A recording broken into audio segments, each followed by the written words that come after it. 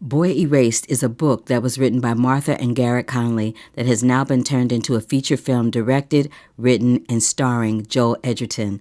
I recently sat down at a round table to speak with Martha and Garrard, and this is what they had to say about Nicole Kidman, conversion therapy, and so much more.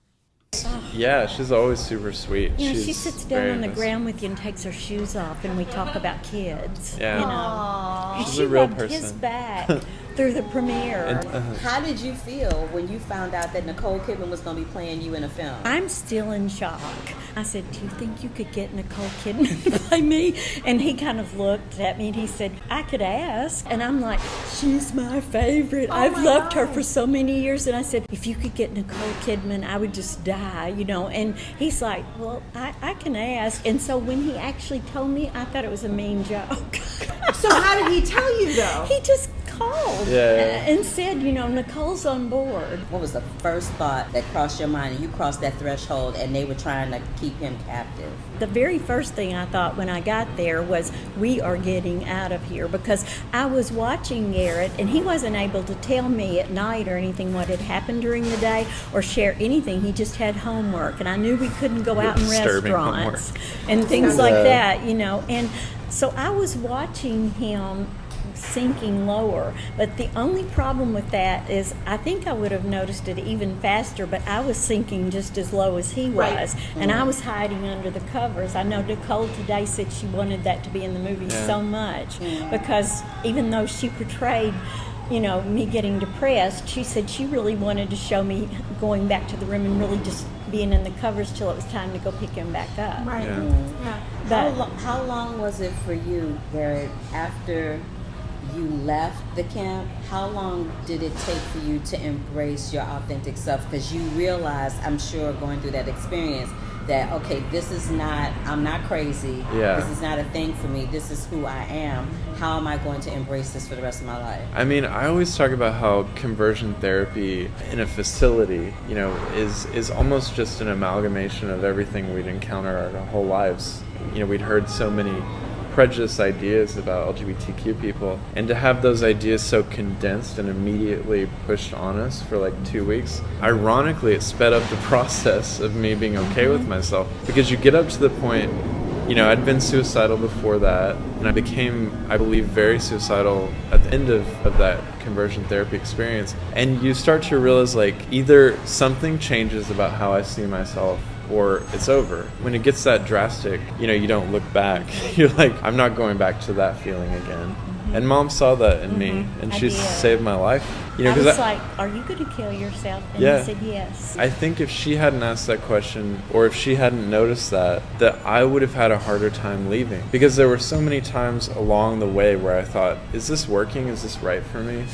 But because, you know, of the pressure of the community and my parents, I just felt like I needed to keep going and keep trying. I think a lot of people... He was raised the same way too, and like he even explained to me, because I've apologized to him every day for 14 years. Time to stop. And he said, "Mom, I was raised the same way. I think I had to at least go and try, or at least experience a little bit of it." I don't think that that's true for other people. Right. I think that conversion therapy's killed a lot of people. I don't wish it on anyone. That's why I say it's ironic that it sped up the process of me coming to terms with who I was. Let me tell you something. That scene in the film where they literally have the Bibles and that young man is over the coffin and they're beating him.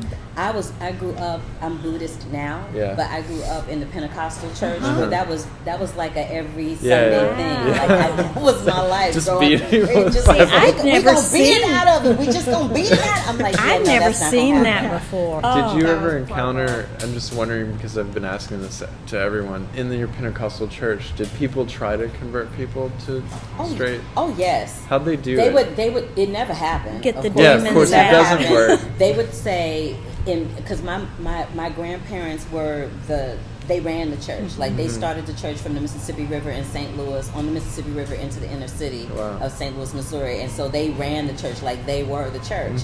And what they would do is they would have the deacons and the usher board and the deacons' wives and whoever else that they wanted to bring in, very much like they did in the film with you and your father and your mom. They bring the people in from the church and they ask you all these dumb questions, and they just ask dumb questions, and they say stuff like, what do you think is going to happen to your soul if you continue down this line of life?